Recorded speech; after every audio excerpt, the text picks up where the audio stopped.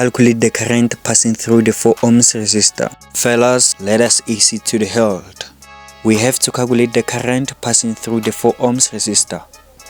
On our statement, we are given that the current in the 6 ohms resistor is 0.6 amperes. The 4 ohms resistor and 6 ohms resistor are parallel. They are in a parallel connection.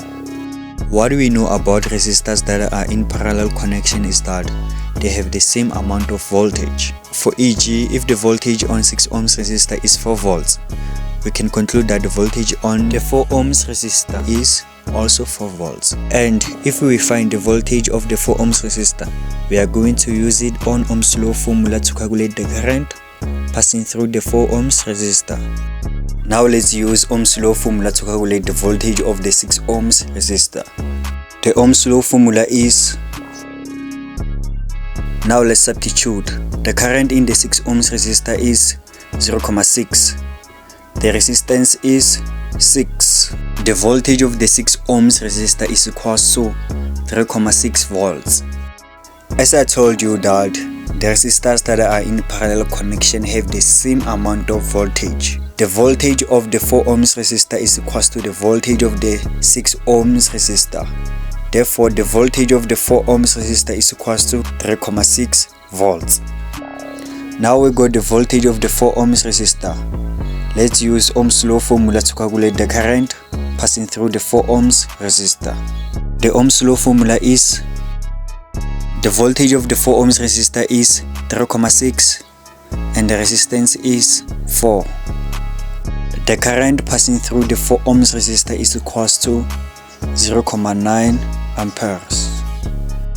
Let's move to the next question. Calculate the total current in the circuit. Calculate the total current in the circuit. Okay, let me break it down for you. The total current flow from the positive terminal of the battery to the negative terminal of the battery. The total current of this circuit moved in this way. It moved from the positive terminal of the battery, then splitted here. That's where the total current splitted. Some current went to the 4 ohms resistor and the other current went to the 6 ohms resistor. Therefore, when we add the current on the 4 ohms resistor and the current on the 6 ohms resistor, they're gonna give us the total current in the circuit. Therefore, our formula is total current is equals to current passing through the 4 ohms resistor plus current passing through the 6 ohms resistor. The current passing through the 4 ohms resistor is 0.9. We calculated that on the previous question. The current passing through the 6 ohms resistor is 0.6. The total current in the circuit is equals to. Let's move to the next question. Calculate the resistance X. We have to calculate the resistance. First, let us find the current and the voltage of the resistor X. We are going to use them on Ohm's law formula to calculate the resistance X. The current that's on the resistor X is the total current. Why do I say that? The current passing through the 4 ohms resistor and the 6 ohms resistor, they are going to combine here to form the total current. Then the total current will move to the negative terminal of the battery passing through the resistor X. Therefore, the current passing through the resistor X is equals to 1.5 amperes. What about the voltage?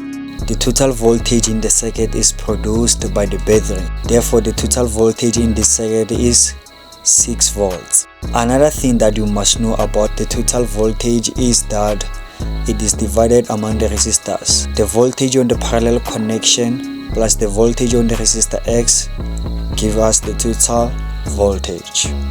Therefore, our formula is total voltage is equals to voltage on the parallel connection plus voltage of the resistor X.